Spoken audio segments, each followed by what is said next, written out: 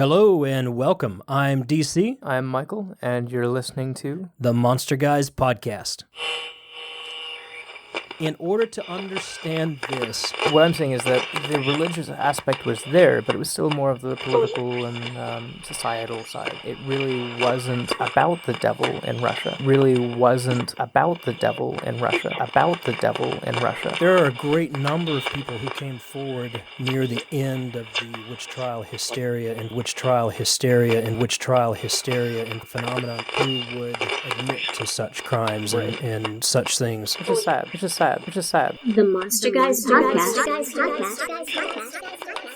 begins now.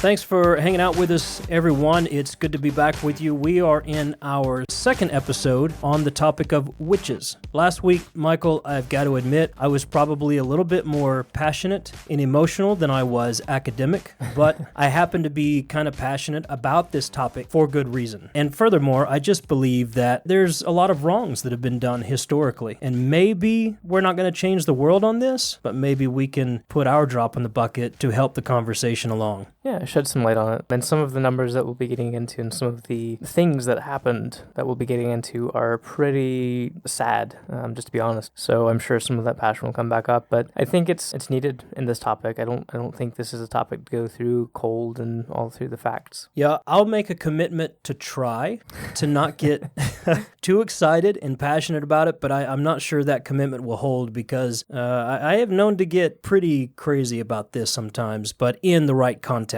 This is, I want to stick with the numbers as much as possible, but I do want people to hear a voice of passion and emotion on this because I believe a lot of it has been swept under the rug over the years with regards to witches, witchcraft, and the flip side of that with religions of the world and politics and everything. It's just a big jumbled mess like we said last week. So I think shedding some light and having an honest and a truthful conversation helps. Definitely. Well, at least with this episode, we start out with something that's deep and interesting. Yeah, it is. We're gonna go to our mailbag, our digital mailbag, since we have one of those too, and we're gonna address a question that came to us from Cliff on Facebook after the first episode on witches. If you haven't listened to that, I would encourage you to go back and listen to Witches, a primer that we put up 2 weeks ago as we continue that conversation. But Cliff wrote in... Hi, Cliff. Hi, Cliff. He wrote in on Facebook, and he asked the question. He actually has 2 parts to his question, and I'm only going to address the first part this week, possibly the next part on the next episode. We'll see where it fits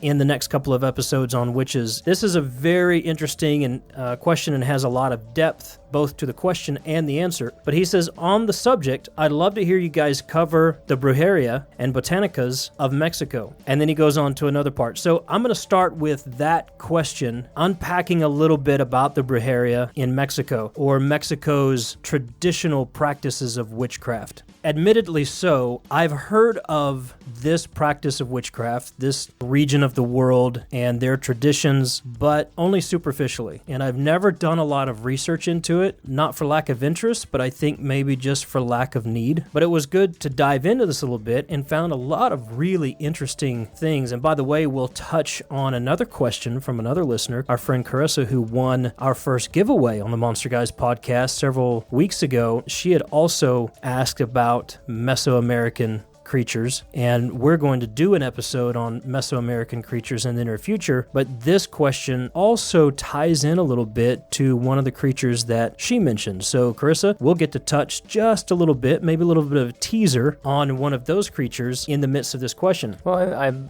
right there with you. I haven't really studied this part of the world much, so I'm really interested to hear what you found. Well, and to understand Mexico's tradition of witchcraft, if we're going to understand Brujeria, and let's make a disclaimer up at the top of this again, like we do a lot with languages. We're going to be doing a lot with Mexican and French and Russian and Irish and everything just in this episode alone. We may not always pronounce it very well, but we'll do our very best to respect the language in doing so. But Mexican Brujeria, in order to understand this, I believe you have to go back to the roots of shamanism. Let's go back to the word shaman for a moment. That word translated means he who knows. So there's a depth of insight and spiritual understanding and maneuvering that is accessed and required by the shaman. You'll see in a moment that a lot of what we see in Mexico today on the surface is a mix. It's a very eclectic mix of religion and philosophy and ritualistic practices, not always the true root of Brujeria. So I think to understand this, we have to go back even further to the roots of shamanism. Shamanism is really centralized in animism, the spiritual practices of animism. Matter of fact, Neil Drury, in his Elements of Shamanism, says this. He says shamanism is really applied animism, or animism in practice. So a shaman is a specialist that has the knowledge to travel in between the realms of man and the spirit realms in order to interfere with or manipulate these animate forces. So it's somebody who literally can flow through the realms of the living and the dead, the spirit realms, and work with or work against or manipulate those forces in order to achieve his end. We'll see in a minute that it's not always good witchcraft, it's not always bad witchcraft. As a matter of fact, it would be better to remove the terms good and bad, black or white, dark or light from this conversation as much as possible, because going back to the roots of shamanism and going back to the roots of this traditional practice of witchcraft, those terms don't really apply. Shamans had to know both sides of light and dark, good and evil, and had to manipulate those forces to their desired end. Most of them, now there's always the bad that goes off on a tangent or does the wrong thing or screws things up, right, or is hired to do evil things, and they've chosen that path. But I think for the most part, throughout history, their work is work as healers and as people who are trying to find the best solution to a situation. I'm actually glad you bring that up, because shamanism actually plays a part in what we'll go over later in Russian witchcraft as well. Well, and that's true, and we'll find that that is true all over the world. At the real root of a lot of these practices and systems of philosophy, and even some religions. So it'll be interesting to see those tie in when we get to the Russian aspect of witchcraft and what we'll talk about later. Now, I think it's important in speaking of shamanism to understand that folk magic is rooted in the ancient roots of shamanism. And I say folk magic, but there's much more to folk magic than just common folk magic that we see today. And we'll talk about that a little bit more in a moment to gain some better insight to that. But mysticism, magic, and witchcraft is pervasive and thrives in Mexico, particularly in the area known, and this is going to be important to the history of our conversation, particularly in the area known as the Los Tuxtlas. That's hard for me to say. That's hard to roll off the tongue, but I can't help thinking of a tuxedo for some yeah. reason. Well, and it's spelled Tuxtlas. If anybody wants to look up that region and do some research, but particularly in this area of Los Tuxtlas, and it combines several states within Mexico and is almost considered an island down in the south of Mexico. But in order to understand the mysticism and the magic and witchcraft that's prevalent in this area, we have to go back in history to the ancient and mysterious Olmec civilization. Okay. And these guys are fascinating. Really cool study. If you want to get into some depth and find some really interesting things, study the Olmec civilization. These guys are the ones that were responsible for the colossal stone heads that were found in that region. One of the preeminent mysteries of the world still today. These things were, if I'm not mistaken, I don't have the numbers in front of me, but I think they were like 9, 10, 12 feet tall, several tons in weight. The facial features were carved out so specifically even to show the dimplings in some of the cheeks. And they had some resemblance to some of the African gods and African people that were introduced into this region, what we know to be later on. But it's interesting that they showed this, and they were the features were actually carved out with, I think, wet reeds and sand. So it was a really fascinating study you, if you want to look into something that's really mysterious and very cool, look up the colossal stone heads of the Olmec civilization. Kind of sounds like the Easter Island heads. Yeah, and how heavy they were, and the disbursement of those heads throughout that region from where they were originally located, it just brings up way more questions than answers at this point for me, but it is an interesting study. But the Olmec civilization inhabited this region of Mexico for nearly 1,000 years. Very prominent civilization, and they were followed by the Teotihuacan people who built the massive pyramids and the city of Teotihuacan, northwest of the Tuxtlas. And after that came the Aztecs, who conquered and reigned until the Spaniards. Now, I want to stop there for just a second and talk a little bit more about the Teotihuacan people and the Aztecs, because remember I mentioned Carissa had asked us about some Mesoamerican creatures. One of the ones that she brought up were the Kinametsan creatures. And really, those aren't creatures. They were the Kinametsan giants. Okay. These were the giants of that land. Now, what I find interesting about these, whereas you can, like I think we did a teaser Mesoamerican monster several episodes ago, and very much a part of folklore, mythology. Really crazy, like water dog with hand for a tail. It was really wild. Yeah. Whereas a lot of these other creatures are considered very much story and folklore and tales. The Kinametsan giants were considered flesh and blood and documented as such historically. You can find documentation about this race not just from the Aztecs or the Teotihuacan people, but also from the Spaniards who came in and invaded the land and what they saw. Now, there's only 10 names that I can find of these giants that are actually named, but they were said to have populated this region previous to the area of the Sun Reign, or the area of the Son of the Reign, what they consider the Son of the Reign era in history. And it's said that these giants were the ones who actually built the Teotihuacan city, and that term, Teotihuacan, literally translated means place where men become gods.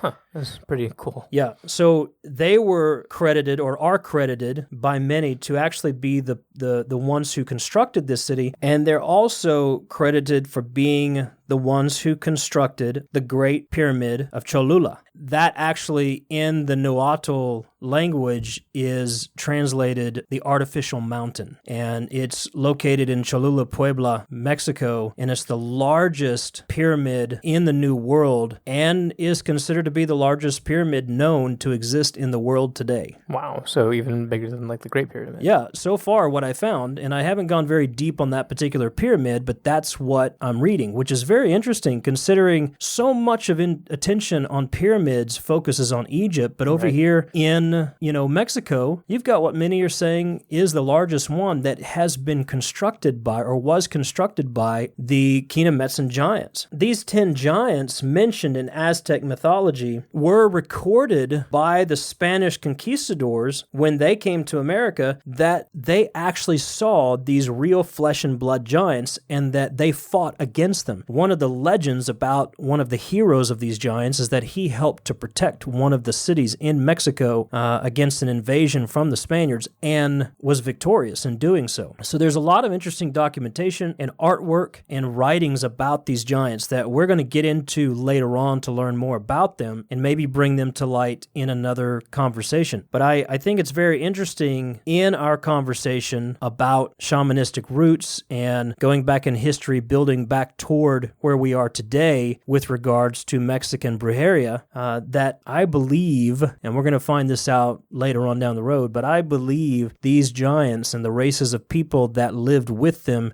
had a lot to do with the practices that we see today. And according to some accounts, these giants lived among the Aztecs and were heroes and even considered to be gods among the Aztecs. So I think it's very interesting. So a little bit of teaser and a little bit there for Carissa asking about by the way, Carissa wrote into us this week on Twitter, I think, and thanked us for mentioning our night blooming flowers.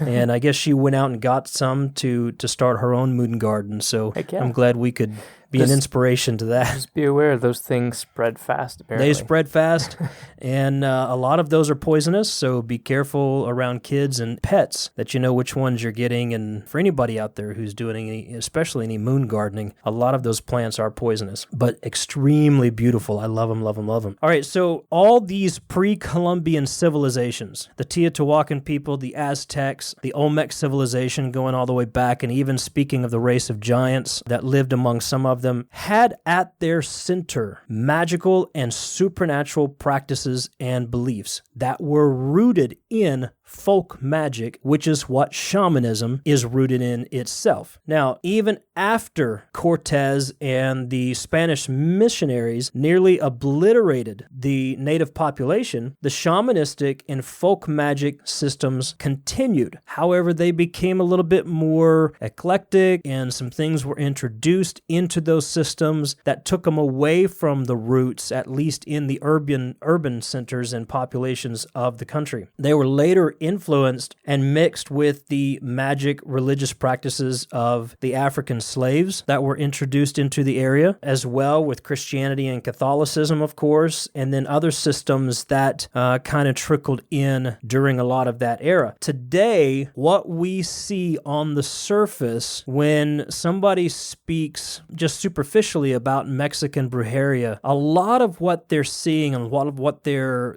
talking about is a mix of Aztec Brujeria, African Haitian Voodoo, Cuban Santeria, and Christianity all mixed together. It's quite a mix. It is quite a mix. And somehow the people who practice with all of these mixes make it work. Yeah. You know, Cliff mentioned the botanicas of Mexico, which are actually very popular even in the U.S. and other parts of the world where there are large Hispanic populations. These are places where you can go to get your supplies, your herbs, your roots, your leaves, your candles, all the things that you would need. And what's interesting, you go to these botanicas, and if you look at their shelves, I don't know if you've ever walked through one, but it's a fascinating experience. You go through these, and it literally is a mix. You can, on the same shelf, you can buy something for traditional witchcraft along with supplies for Catholic rituals, and then mix those together, and it's considered the very same thing. Right. So we go back historically, we look back all the way to the Olmec civilization, coming forward to the different groups and races that populated the region, and then the introduction of slaves and, other races that came into the area at the time, the Spanish invasion, all that kind of stuff. And you have this huge mix. In the populated areas, that's what you get. And that's what a lot of people, when they say Mexican Brujeria, that's what they're thinking of. And yes, you can find traditional roots of Mexican Brujeria within those urban populations and that eclectic mix, but it's not pure, in my opinion. You could probably find some pure, but they're not going to be very overt. Similar to a lot of places on Earth where indigenous practices have been corrupted or influenced, this mix is true in the densely populated urban areas, but the further you move away from that center, there's an ancient and true system of Brujeria still at play. Now, as I mentioned, this is not to say that Mexico's witchcraft tradition can't be found in the urban centers, as they can. But again, I believe you have to go deeper to find those. But it is the ancient practice of folk magic and shamanism that is truly at the root and heart of true Brujeria. Now, let's get to Brujeria. We've kind of established a history and a regional influence and where we come today with that, and the fact that I believe you have to go further out away from urban and populated centers to find those roots. And here, let me make this statement. I also believe that even what we know or can research about what we would consider to be true Brujeria or those ancient practices, I still don't think we scratch the surface for what's out there. And that to me is both interesting and terrifying, because what I've read about this all to itself, it can be extremely terrifying in a mysterious way and very interesting. But I don't believe anybody could really find the whole picture unless you found yourself in the middle of it. And if you found yourself in the middle of it, you're either the wrong place at the wrong time, or you are being apprenticed for something much bigger in your life, which probably most of us aren't going to be apprenticed for that. But the word brujeria itself, the closest English translation we have for that word is the word witchcraft. Now, I mentioned earlier that there was the missionary influence that came in during a lot of those invasions and the attempts to convert to Christianity. And that's where you get a lot of the terminology, as with so many other places in the world, you get this terminology of good versus evil, black and white, light and dark. So brujeria actually became a term that was used for the evil, for the black, for the dark side of witchcraft. It was because of that missionary influence where they needed to find that delineation so they can then either accuse or convert or bring to light or whatever they were trying to do with their conversion process and their proselytization. That term brujeria became known as the bad, as the dark, as the evil. There's another term, curandera, or the curandero, male versus female, whichever one you're talking about, was the word that was used, that became used to describe folk healers who were quote-unquote good or light or not bad, to use a scientific term. So left versus the right, which basically. Right. If you used your left hand, you were bad. If you used your right hand, you must have been good. So, and most commonly today, you still hear the terms curandero versus brujo as practitioners of one or the other. That influence is not at all true to the traditions of Mexican Brujeria. It's not at all true to the traditions of shamanism. So I think that's important, even though we may use those terms, to understand that those were a modern influence that probably aren't best used to describe the depth and the root of it all. But the brujo, or the bruja, the strega, the conjure man, the witch doctor from Africa, the medicine man from Native American traditions are all remnants of the bloodline of the shamanistic heritage. So this Mexican brujeria at its root would be similar to a lot of those other practices, the witch doctor, the medicine man, the conjure man. Now, what's interesting about brujeria to me, which is still true to some other traditions as well, but more so that I can find with regards to brujeria, is that a lot of those other traditions are not only utilized heavily, but highly regarded and welcome into the root practice of brujeria, because their true roots come from, the grandfather of shamanism. And so there's a real sense of coexistence among shamanistic practices that culminate in brujeria, which I find very interesting. Now, what's even, I think, more important to note is it's very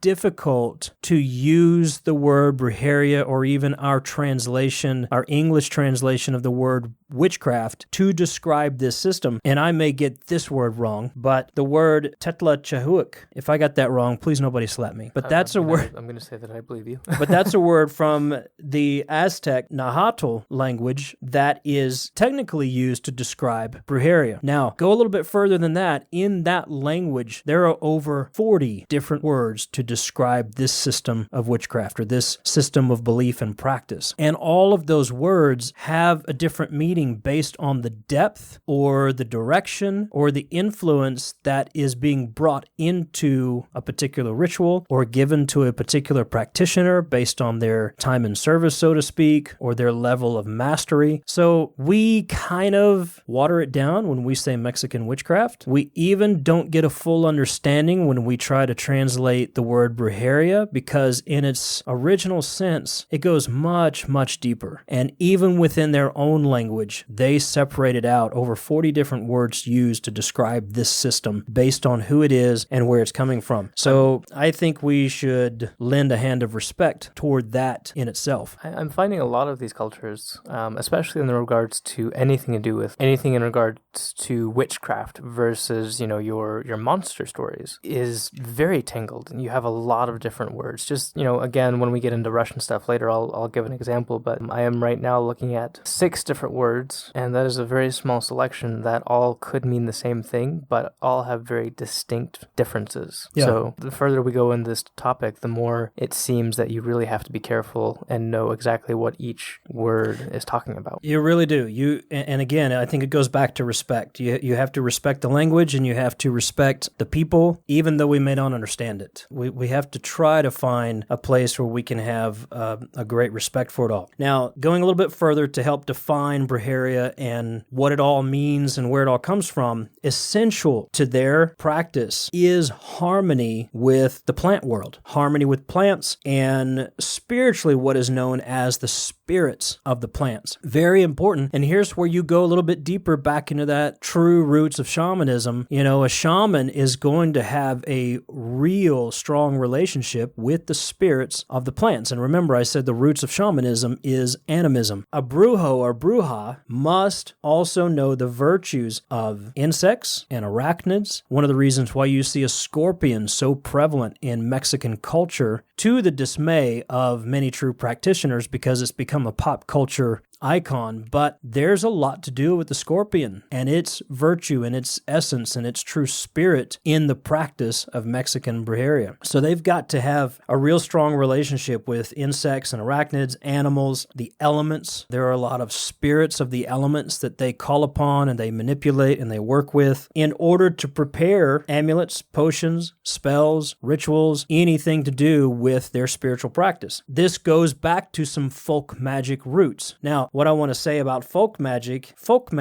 is natural magic. However, we, I think, have a little bit of a watered down version of what natural magic is in our common discussion today if you're talking to somebody about witchcraft or magic or anything like that. A lot of people today, if you ask them what is folk magic or what is natural magic, and in a very broad and general and sweeping statement, a lot of this influence comes from the modern day religion of Wicca, which is is definitely not a knock on any of that. I'm just saying there's an influence there that has influenced our thinking about certain types of magic, but Wicca has not been around for very long, right? In the course of history. So if we go past that, we have to understand that a lot of people would look at natural magic and say, well, it's gardening, or working with herbs, or incense, or candle magic, prayers, meditation, things like that are using the natural world or the natural course of our life around us without any synthetic or other types of influence in the mix. And I would say for those people, that's just fine. But I think I understand where you're going with that. Yeah, and absolutely nothing wrong with any of that. And that's a good definition for natural magic in the general context. Nothing wrong with that at all. However, for the brujo or the bruja, folk magic extends to much, much more. It goes much deeper. Natural magic or folk magic, in the true shamanistic sense, for the brujo or the bruja, it's going to consist of natural magic, and that natural magic will predominantly reach into necromancy, which, would be working with the souls of the deceased for the divination or the influence of the living. It's going to work with deific magic, calling on the deities for magical affairs, and some will also use religious or ritual practice. And again, a very broad sense of discussion. It's similar to me to that of true ancient paganism, which so much can be incorporated and used for the purpose you're trying. It's almost like nothing's off limits. There are specifics that are used, but we'll bring anything into it, master it, and use it for the purpose we're trying to accomplish. By the way, do you know pagan? The word pagan literally means people of the land. I did, actually. There's a lot of people who misrepresent that term, just like last week. I'm not going to get emotional about it, but how people misuse the term witch or the definition of witchcraft. They do the same thing with pagan. They lump it together a lot of times with heathen or other terms that are derogatory. Right. And it's not. Pagan means people of the land. It was people who used the land to live, which I find a very admirable thing. Even, and this can go into extremes just because of the nature of certain groups today, but even words like occult and cult come from, cultivate. So a lot of that comes from that old rustic sense of farmers and people who did have to do just that. Yeah. So in terms of Mexican Brujeria, a lot of herbs, plants, seeds are sacred and powerful for working with the dead, connecting to deities, working in trance or dream states through altered consciousness. Matter of fact, one of the plants that is very common in Brujeria is the datura. And there's several variations of that, and they have long scientific names that I won't even attempt to pronounce right now.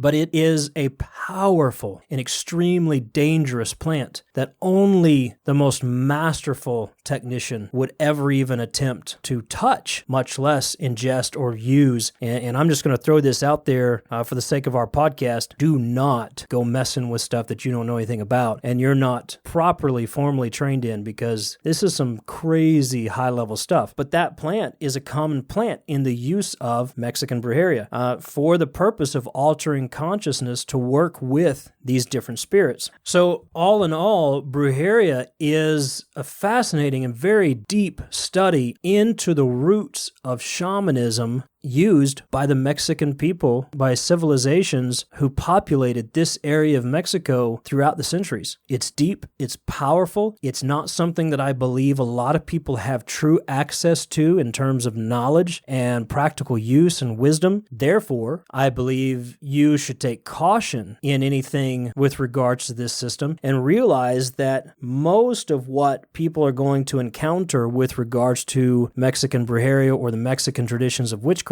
is going to be an eclectic mix of systems and religions, practices, and beliefs that have been brought in from people from all over the world and have been assimilated and now permeate the Mexican culture and their belief system. But anyone out there who flaunts about proposing to be a master in Mexican witchcraft, I would question it. And I think true practitioners of any of these systems are going to be very honest about the mix and the history and their systems and what's going into what they're practicing. But Mexican Brujeria, super interesting. All the studies surrounding it as far as the civilization or the plants or the uses or the practices, just as interesting in themselves. So definitely worth looking into, definitely worth learning more about. Cliff, thank you for sending in that question. I hope that helps or at least piques your interest and makes you want to read more. If anybody out there has more information or wants to add to this, it's a great conversation to be had. And something that I think you wanted to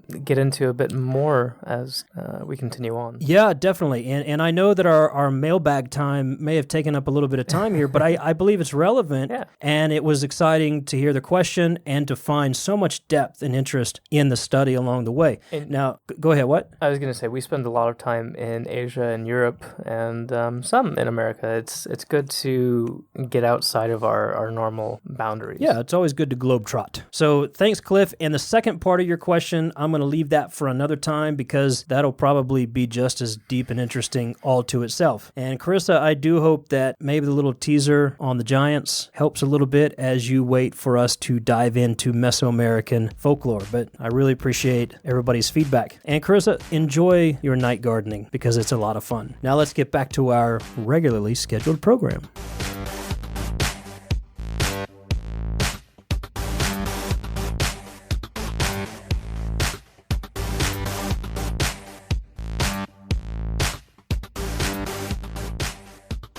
Okay, once again, thanks for sending in your questions. If anybody else has questions or comments or wants to continue the discussion, you can always find us at themonsterguys.com. There's a contact page there, Facebook, Twitter, Instagram, The Monster Guys. We read everything. We don't always get to respond as fast as we like to because sometimes we get a lot in a very short amount of time, but we do read it and process it and would love to hear from you. So thanks again. In continuation of our discussion of witches, last week was kind of general and laying the groundwork. And we're going to go to the other side of the world for just a minute and to go visit Russia, Michael. And you've got some information about Russian witchcraft and particularly some of the religious political influences that we began to talk about last week that shaped that region of the world and their worldview with regards to witchcraft. Yeah, and statement up front, most of the numbers that I spat off here will be from studies done on the Russian witch trials in the 17th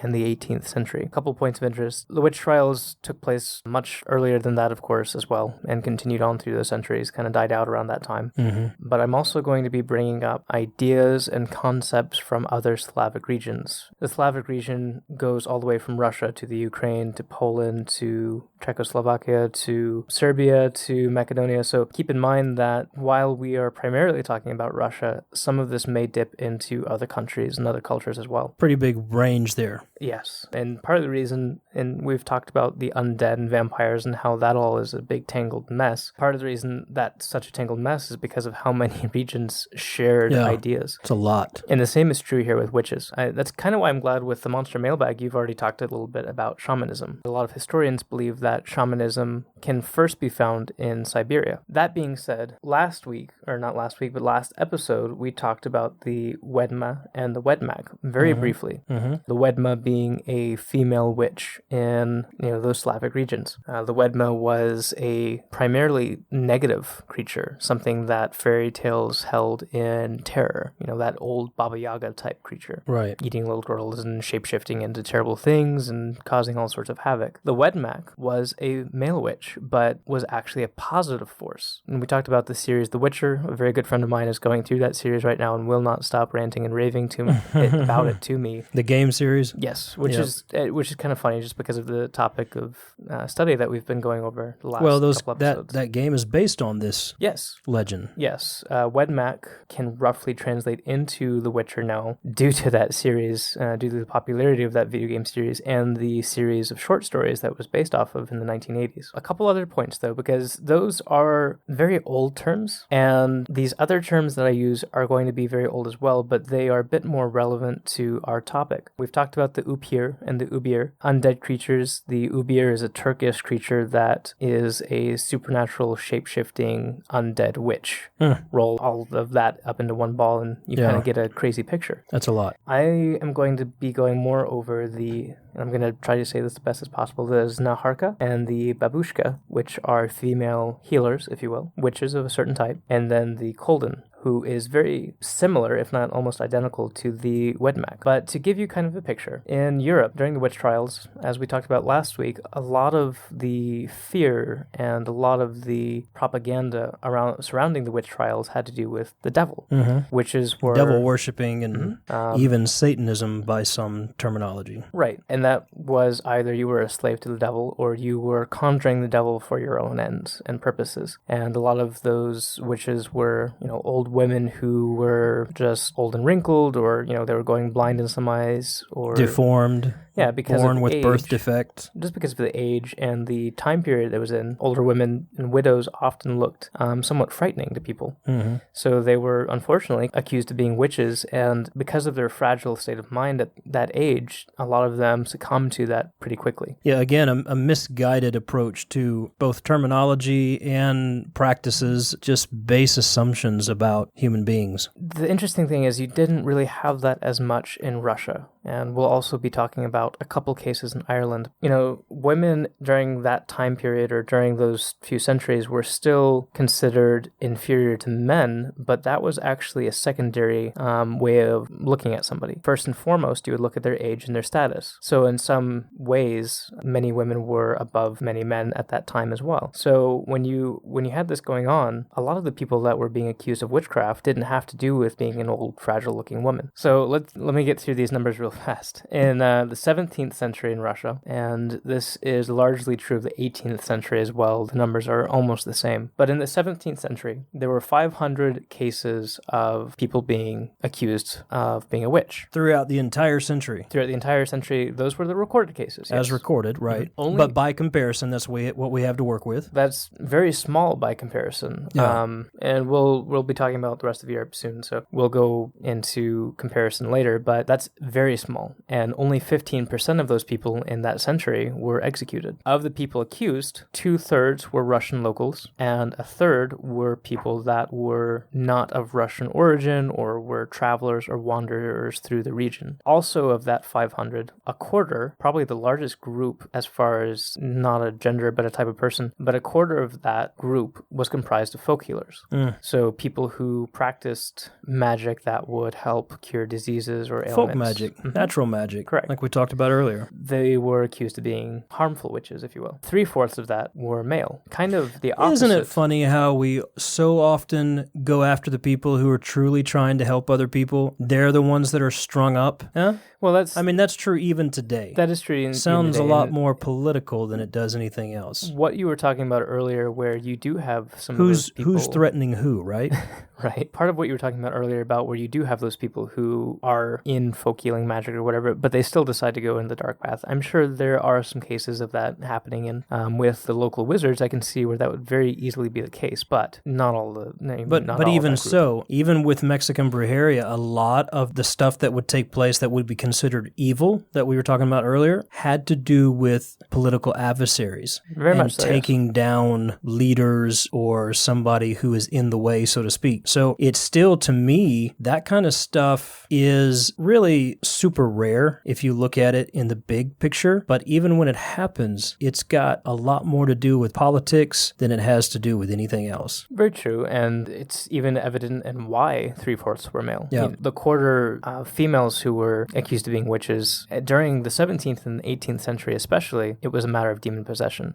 This is when the witch trials were starting to kind of die down in Europe, and it wasn't so much a problem anymore. And they were considered to be just possessed or oppressed by demons, basically, or the devil. And I use that lightly because while the devil was a factor in some of the witch trials in Russia, it was actually very rare.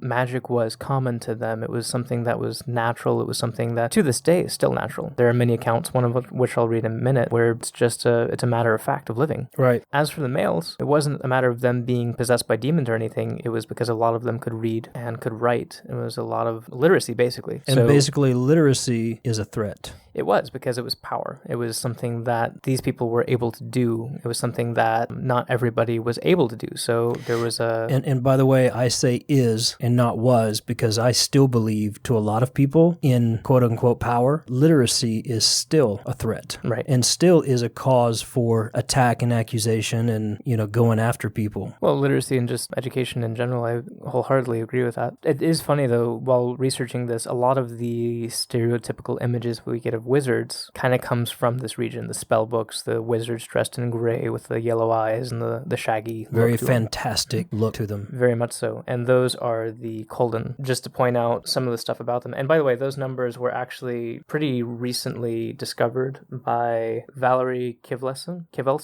in her book Desperate Magic, The Moral Economy of Witchcraft in 17th Century Russia. And her book is pretty fantastic. It brought a lot of numbers and a lot of concepts to light that a lot of scholars hadn't gotten to yet. Just because of how sparse the stuff was in Russia, she really took a lot of time to study and piece together some pretty important numbers. Yeah, definitely. So kudos to her. Getting back to the Kolden, kind of, again, that Wedmak character, the wizard or the sorcerer of Russia. The Kolden was the local village wizard, if you will. He would do all manner of things. So he'd be kind of like the medicine doctor, or maybe the medicine man or the conjure man. The witch doctor, okay. Yeah. But they were still fantastic. They were common. Very eccentric. Very eccentric, yes. And I think you have to be eccentric to hold a position like that. Well, it even went so far because the Kolden were believed... I walk around with a hat that's very eccentric sometimes. But your hair and your eyes aren't yellow. Oh, sorry.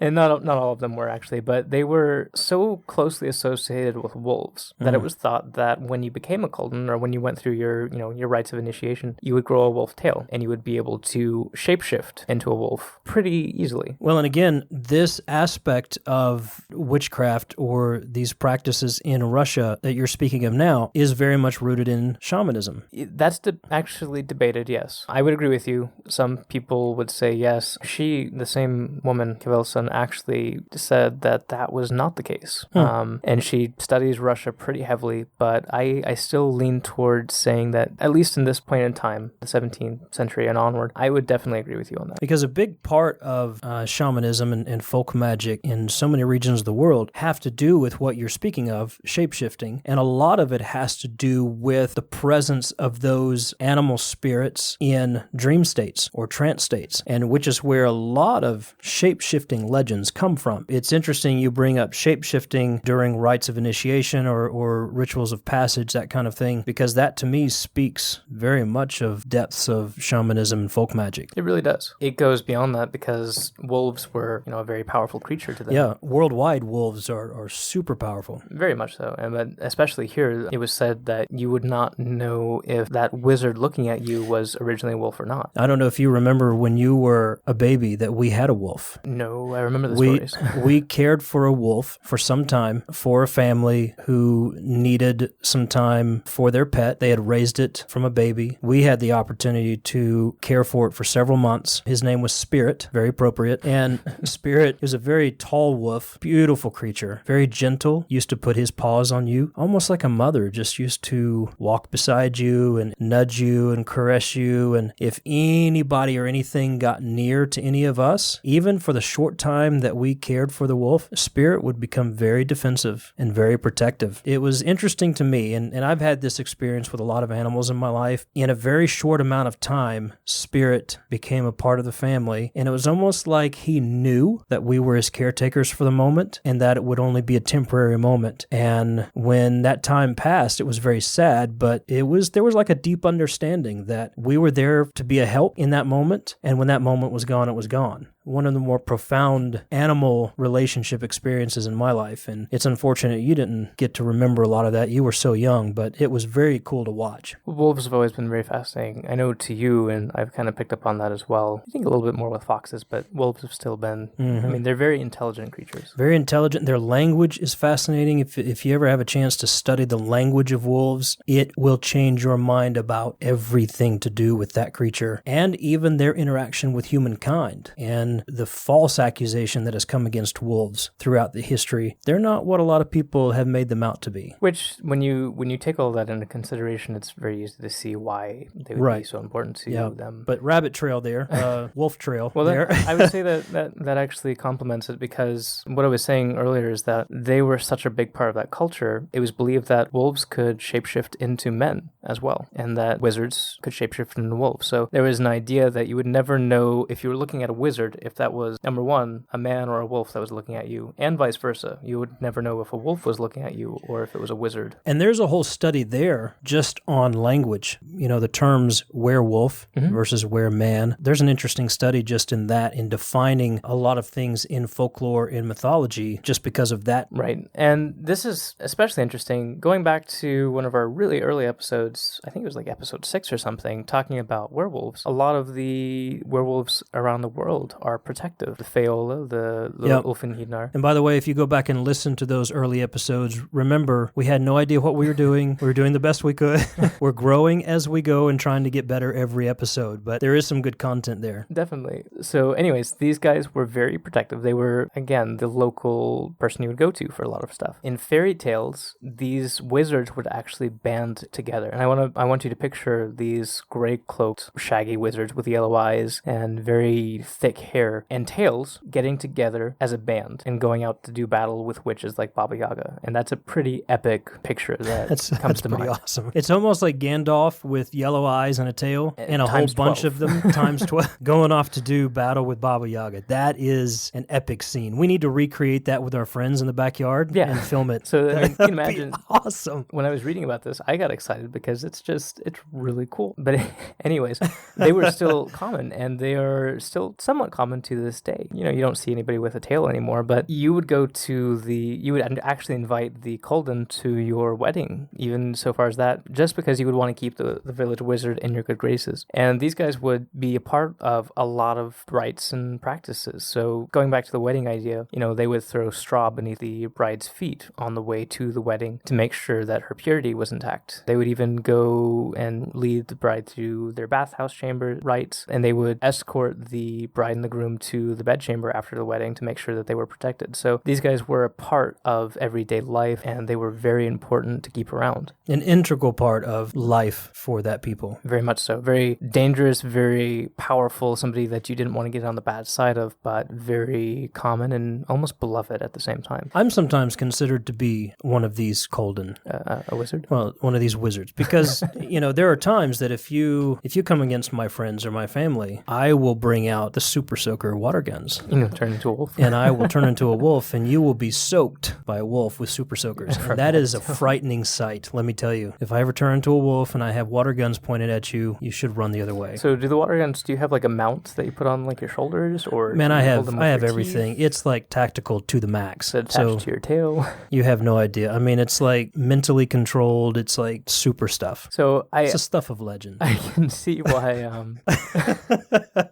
bringing these two ideas together, where you have the male population that is primarily targeted during these centuries for the witch trials, it's not hard to see why. Because a lot of your folk healers and your literal wizards were the guys. Mm-hmm. Like I was saying, these continue to this day, and a lot of female folk healers are still around, and they are called Znaharkas and Babushkas. And they, to this day, still have like networks. So if you go to one and they don't know the remedy for this ailment, then she'll send you to this other babushka down the way. That's very cool. It's very cool. And they still work as communities and where they work together in tandem. And I'm going to read something from Cherry Gilchrist, and the book is Russian Magic, Living Folk Traditions of an Enchanted Landscape. There's a lot of good information in this book, but she takes in account somebody, I think her name is Natasha, a good childhood friend of hers, who talks about one of these Naharkas. And again, this is from Natasha, being recorded by Cherry Gilchrist. In the 50s, in the Volga region in Russia, I found out that my mother knew as Naharka. She said that this healer, who was 88 years old, had treated almost all of our family members, my elder sister, my brother, and my other sister who had a thyroid problem. My sister didn't believe in the healer since she was an educated girl and a biologist, but the surgery was cancelled because the problem disappeared somehow. My brother's hernia vanished as well after her treatment. I got scabies in Leningrad and tried to get medical help, but it was taking too long, so I went to Saratov to see my mother, who sent me to this Naharka. She was a small, wiry old woman who didn't take the money I offered, so I handed it to her daughter. Then she slowly made a ball out of rough thread, murmuring something under her breath. Next, she rubbed this ball all over my skin, saying, "Hail Mary, Mother of God," aloud, buried the ball in the soil, and said that the problem would go away in a few days. She also told me to buy butter, mix it with sulfur powder, and rub it into the skin. So I did. The scabies promptly disappeared in 3 days. This is similar to the type of magic that was often practiced back then by the folk healers. And you can tell by the Hail Mary, Mother of God, a lot of it has changed over time. And even Cherry Gilchrist was talking about how a lot of these Naharkas have different practices. No two really have the same way of starting their spells or starting their invocations, but it's very traditional still, even with that mixture in there. And yet very eclectic. Very eclectic. If you imagine way back when in the 17th and 18th century, these were the people that were healing, and these were some of the people that were being accused of casting the evil eye at somebody or trying to harm somebody far off. Right. Even with the fact that there were so few, comparatively, of people who were accused or put to death because of witchcraft in this region of the world, I think even, and maybe you mentioned this earlier, but a great deal of those didn't have a lot to do with religious motivations as much as they did political. And like I said last week, one of those moments I got really passionate, it's when the religious and the political mix that it gets really ugly. And I think that's what you have here. Even with so few, the few who were accused and put to death were being done so by motives that were very much political mixed with religious influence. So it looked good on the surface, but there was a threat that needed to be gotten rid of. Well, just like Ireland, Russia had the propaganda of the devil and demons and everything, but it really didn't seem to faze the people. Yes, the possessions did have a demonic influence later on when a lot of women were being accused of being demon-possessed. But I think that even that type of instance, that changed. That there was something very different that began taking place with that later on. That did. That's when it started to die out. What I'm saying is that the religious aspect was there, but it was still more of the political and societal side. It really wasn't about the devil in Russia. And perhaps that's why you don't have the crazy extreme numbers like you did in other places throughout Europe. Yeah, and let me just say on one of those emotional moments that the whole devil worship thing, and in more modern times, the whole Satan worship thing is very much misguided. These witches, and even the accusation and the condemnation of witches throughout the world, didn't really have much to do, in the end of the day, with devil worship. And we'll talk about this more on the European side of it, but it had a lot more to do with standing against or being in a position where you were different than the position of people in power. The whole devil worship thing was just a mechanic to get somebody on the stand. A lot of times, yes. And I think you said it earlier this week that a lot of the time it was more to do with who was resisting the Inquisition than anything else. Right, and that's very true, and it holds true. As a matter of fact, it's one of the downfalls of the Inquisition when people started questioning that and realizing just how dangerous and ugly that was. But the whole devil worship thing, I do want to put in there that most witches don't give a rip about the devil, much less worship him.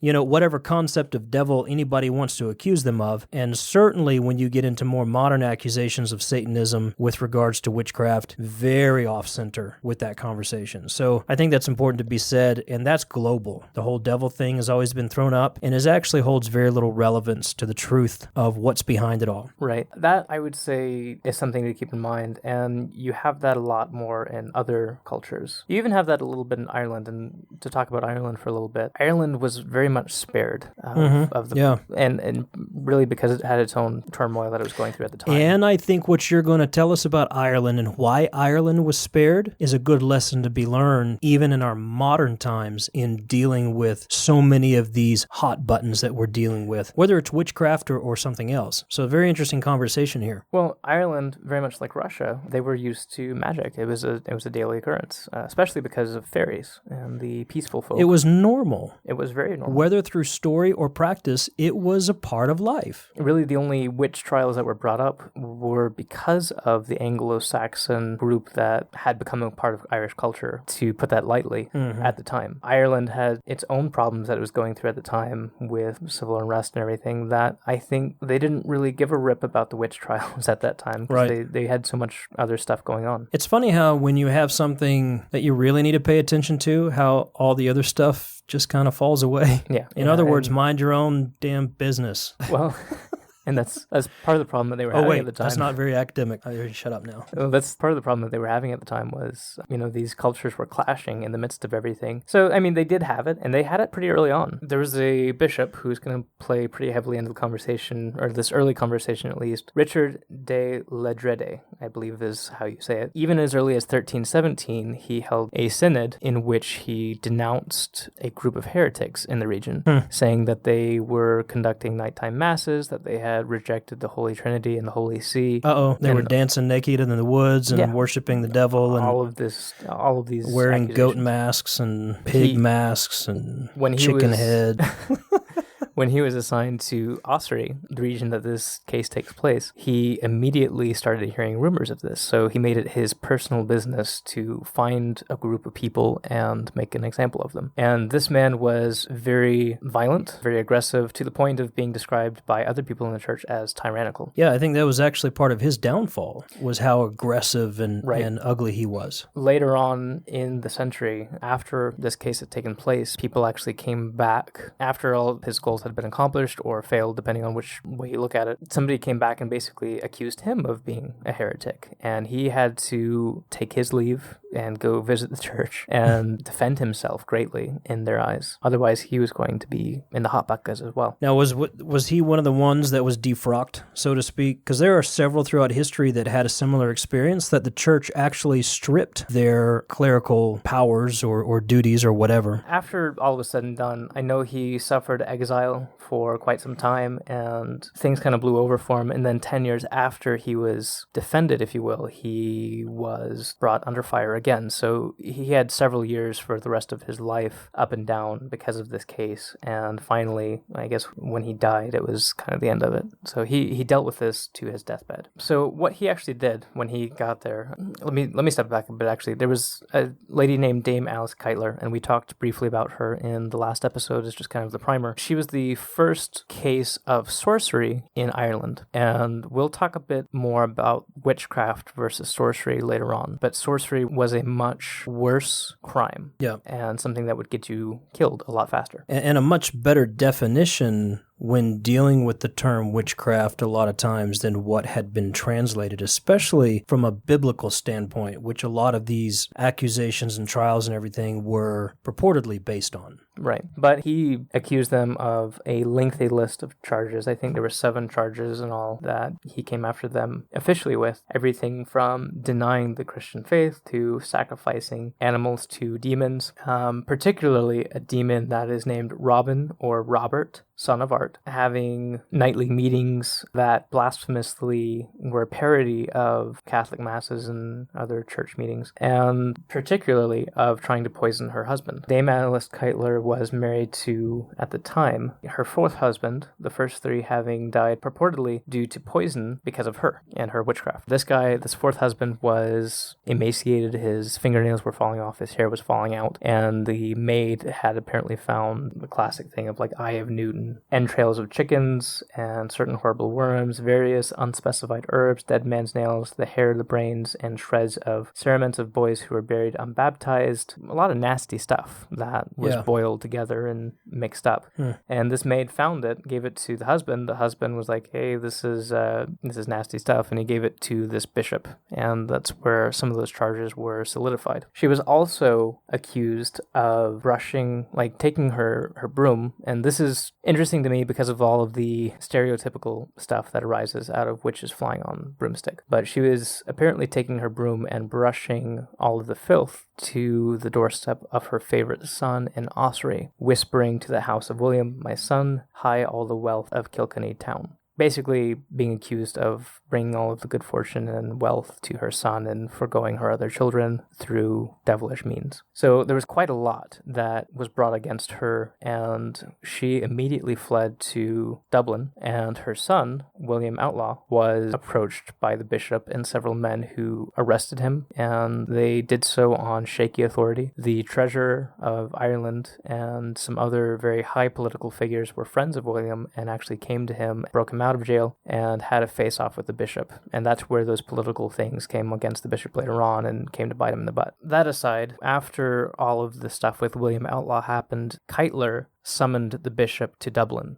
to go through all of the charges and defend herself. She had the upper hand at first, but the bishop and his associates were able to bring several charges to the judge that kind of tipped the balance, and she was found guilty. And you'd think that would be the end of it. She escaped again and escaped to London, purportedly, where she lived and was never found again. The people that she left behind, the other people in her group, were all rounded up after that. And one woman in particular was tortured and burned at the stake. We don't know what happened to the others. It's assumed that they were kind of jailed up, but there's no record of what actually happened to them. So that's the first case in 1324 of witchcraft in Ireland. In Ireland. And you really don't have anything past that. You have a couple cases. You have stuff in 1327 when another man was burnt alive for rejecting the doctrines of the Holy Trinity and the Holy See. And then you have some stuff in 1335 and later on in the 1500s, but that's it. So very sporadic and spread out in Ireland, just like in Russia. Very little, even less comparatively, even less than Russia. Yes, and again, part of that is because of the populace. They were very used to folk magic and fairies, and the talk of the devil didn't really shake them that much. You definitely have it in the legends. When Christianity became more of a thing, you definitely have, the fairies paying tithe to the devil, but coupled with the political and societal issues that Ireland was having at the time on its own, witchcraft trials never really took hold. All of the legend and the folklore and the stories were very much a part of their accepted traditions and just kind of continued on with that. And like you said, they had more important things to be concerned about. Whereas by comparison, we spoke about this earlier, we're not going to go into this too much today. We might save this for the next episode, but on the continent, with the European witch trials. By comparison, you said Russia during the whole 17th century, like 500 people accused, and only a small percentage of those who were actually brought to punishment or death. And in Ireland, very little, just a blip on the historical timeline. Whereas by comparison, the European witch trials reached numbers over 100,000 people put to death because of the accusations of witchcraft and sorcery. Which is astounding. It's horrifying. Most of that took place, or a huge chunk of that took place, interestingly enough, in Germany. And there was a lot that took place in France. And we'll talk more about those, maybe, like I said, in another episode. A lot of what people associate with the witch trials outside of America, in the Salem witch trials, a lot of people associate with England. And there were actually very little, again, comparatively, to what took place on the mainland. And, when you think about 100,000 lives being swept off the earth because of this issue, that should shake somebody immediately. Yeah, I was actually reading, and I misplaced my notes here, but in some places it was just an estimate, and it was called into question, but it was possibly higher than that. Yeah, well, that's recorded, and that we know that a lot of records were being kept by politically motivated people. And so we don't have the full picture. A lot of that's being pieced together by historians in our modern day who are able to find more information as we go. But even what was recorded, 100,000 people dying because of accusations of witchcraft and sorcery and devil worship, it's horrifying, utterly unacceptable. So we do want to touch on some of the European witch trials and their influence in the world and where that leads us further on in history. I don't think we have time to do that today. One of the countries I mentioned where there was a lot of things taking place was France. And we do have a little segment that we like to call Tales of the Unknown that takes place in France. It's been a while. It's been a while, but ladies and gentlemen, sit back, relax. We're going to travel to France for Tales of the Unknown today. And now it's time for Tales of the Unknown.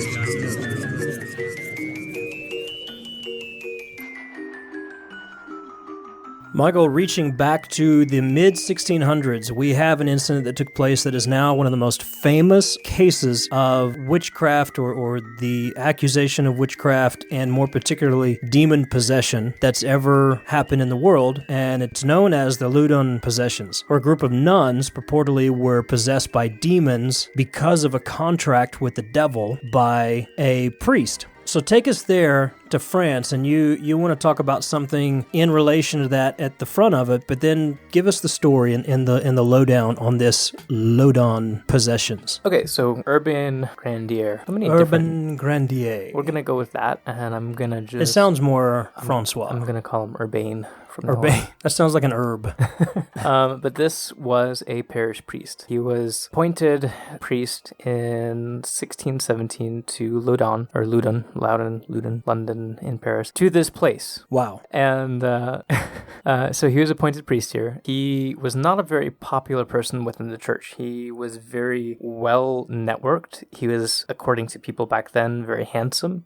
He was well educated and had a lot of cool skills, I guess. Wait a second. Sounds to me like he was a threat to somebody. He was a threat. Mm-hmm. He also was purported to have several mistresses. And so obviously being a priest, that was not looked on lightly. He was arrested in 1630 for immorality. So he's not only a threat to someone, he was a threat to the system. Yes. Arrested in 1630 for his immorality. And admittedly, one of the bishops there did not like him. He wanted him out of the parish. Because of Urbain Grandier's network, he was able to get out with a lot of ease. He wasn't really kept for very long and didn't have to go through any real process. Continued on for the next 3 or 4 years without much of an issue. In 1633, I believe it is, or 1634, Urbain was arrested again. During this time, right before this, the Mother Superior of the time started suffering nightly nightmares and demonic visitations and started putting herself through flagellation and other such rites to try to rid herself of these demons, and the nuns under her all started going through the same thing. It became a very public display at some point as they were brought in, interrogated, and were said to admit that they were being possessed by the demons Asmodeus and Zebulon and Leviathan and the Behemoth and a whole host of others.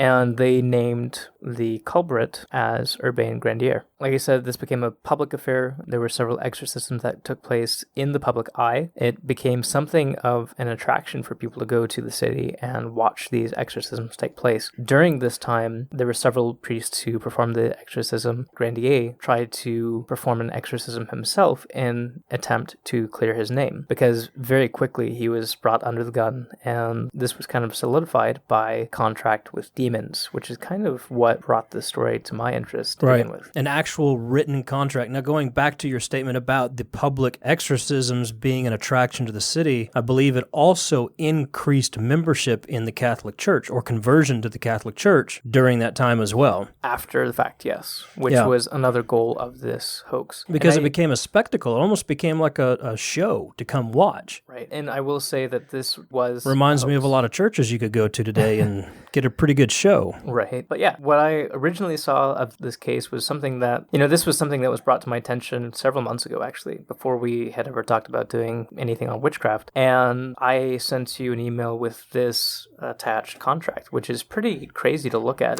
It's really fascinating to look at and try to read.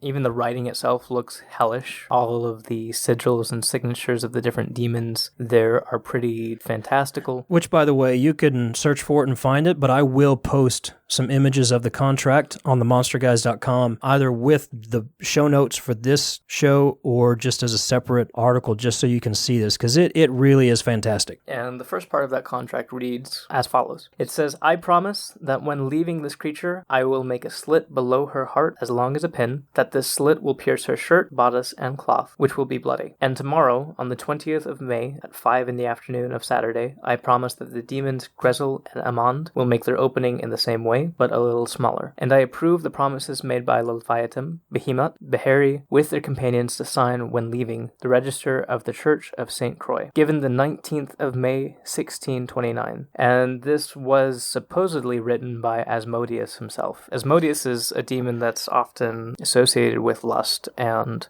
sexual perversion as well. Right. The list of demons on this is stunning to me. It's very well researched if you want to go from this position on this whole fiasco, but Asmodeus, Zabulon, Iscaron, Astaroth, Grisel, Amand, Leviathan, Behemoth, Beheri, Essus, Celsus, Echaos, Sedon. Here's an interesting Naphthalim, sound familiar? Mm-hmm. Chem or Cam, Uriel, that's a very famous name, and Akas. These all demons purportedly signed this document. Which is pretty funny to me because... in this contract, this pact with this priest. Just like in the 1324 case of Keitler, you have a demon named either Robin or Robert, son of Art. Yeah. And then other demons are called... Other demons of the time in Europe have these really crazy names. Names like Grizel, Greedygut, Peck in the Crown, Jamara, Soak and Sugar, News, Vinegar Tom. So you have these like really crazy demon names that are used in the witch trials throughout Europe. And then on this one contract, you have like the big dogs, Asmodeus and Astaroth and Leviathan, and the devil himself all being said to have signed this thing. So it was very over the top. Like you said earlier, it became something of a tourist attraction for the area. And it was just absolutely crazy. And I think you used the word mass hysteria at one point with this. Yeah, I think it very much fits into that realm. One of the other interesting things about this case is the speaking in tongues to me. A lot of the nuns were speaking in tongues of other languages that was supposed to be a sure sign of demon possession. And one of the tests that Father Grandier performed was testing their knowledge of languages. And of note, it's interesting that they were coached not to use certain languages when he would test them. And it obviously was a setup. And it backfired on them. I believe this whole thing was a setup, politically motivated, to get him out of the way because somebody else wanted a position or he was blocking some things from taking place. If you read into it, And I also believe that it was locally written, and you don't find a lot of good history to back it up, but I do believe there's somebody involved in the church that created this thing and formulated everything there. It's just all too convenient to put somebody on the stand. When he was arrested for this, finally, and he was, at the end of the day, he was burned at the stake, and his ashes were scattered in the wind, but they took him through the whole process. They shaved him, of all of the hair on his body and searched his body. They got a pinpricker, which was a actual trade at the time of people who would prick different spots of the body to try to find the devil's mark, which was sometimes invisible. That point of interest, and we may talk about this with the European witch trials, but that pinprick, there were some that were designed to keep a mark on the skin. Oh, yeah. Therefore giving a medical, quote-unquote, reference to that spiritual possession. I think in 1666, if I remember correctly, one of the famous pinprickers... 1666. It was pretty spooky. Yeah. 666. He was arrested for other crimes and was actually, he came to the stand and said that, yes, everything about this trade of pricking the person is completely false. There are a great number of people who came forward near the end of the witch trial hysteria and phenomenon who would admit to such crimes and such things. Which is sad. But anyways, when he was shaved and everything, the physician who did the shaving and the inspection before the Inquisition or the Inquisitors took over, he actually said, I don't think this man is guilty of what you're saying he's guilty of, and all of this is a big hoax. So even back then, this was far-fetched and crazy. Well, and something else interesting about the pact, when the demon, whoever that demon was, said in the pact that he would make a slit under the breast. That was one of the locations on women that were always looked for the mark of the devil. The breast or the genitals for a male, a lot of times it was the anus and other parts of the body, but it was, sometimes the tongue. The tongue, again, it was just way too convenient that all of a sudden we're going to have this very easy to find mark that all of a sudden is going to show up on a certain day. So very easy to set up, especially considering the seclusion that this group of women could be put into prior to the event and the coaching that they could receive for that event. So there's just so much suspicion for me. And of course, all the way through history, we find people looking back now and realizing what took place. Somehow, I don't think demons of that level have a whole lot of time to worry about a little pact in France with a group of nuns. Right. But apparently in 1600s they did. Who am I to say what demons are going to be doing in France? A contract with several demons. And like you said, we'll have this up on the site. It's fascinating to look at. It's just an interesting thing to look at, really. Yeah, and going back to the whole experience of Mother Superior, this sounds very familiar to the work or the blaming of the work of an incubus, what she was experiencing at night and where her allegations came from. Remember, we talked about that at one point and how that was a cover-up to some really heinous activity that would take place in closed quarters, especially within the church. And sounds to me like somebody needed to get out of something, needed a cover-up, and somebody needed this other guy out of the way so they could either move up the ladder or clear the way for something else that they needed to happen. And then at the end of it all, you have this great piece of theater that continues, resulting in higher attendance and conversion to the church based on either fear or, in my opinion, comic relief in some of this.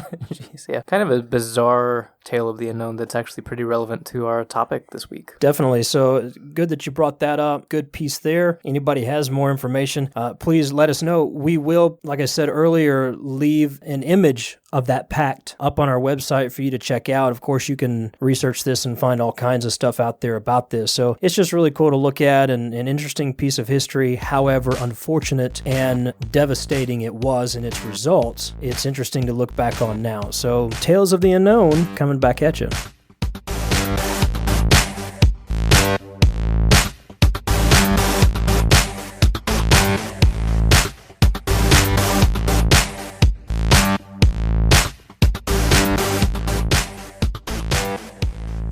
So a lot of information to go over. I particularly enjoyed the whole segment with Russia. I think there's a lot there that I personally will be looking into in the future with the wolf wizards and all of that fantastic imagery of fighting Baba Yaga. But yeah, definitely. A lot of information this episode. Absolutely. Baba Yaga, by the way, we just did a fairy tales episode in our story podcast, I think this past week or the week before, on Baba Yaga. So you can look that up in the Monster Guys feed listing. So yeah, there's a lot in this episode. Again, one of the things we're trying to do with the Monster Guys podcast is back up, not do it every week and just skim the surface of some topics, but we want to slow it down and cover some more depth and unpack a little bit more along the way. This episode may have been a little bit longer, but you've got a couple of weeks to digest it, and then we'll continue the conversation on witches in our next episode, probably diving into the European witch trials and some other things surrounding surrounding that. And eventually we're going to get into the Salem witch trials and some conversation, hopefully with some people relevant to that will help us unpack that whole scenario more in depth. So we do thank you for joining us, hang out with us. We hope this is helpful, and please join the conversation. We'd love to interact with you. If you want to find us on themonsterguys.com or through our Facebook, Twitter, and Instagram, we do respond, we do read, and we do appreciate the opportunity you give us to share with you. We want to give that right back to you. So thanks again. Michael, you got anything else this week? I don't. I think that covers it. All right, everybody, have a great week. Good night. Good night.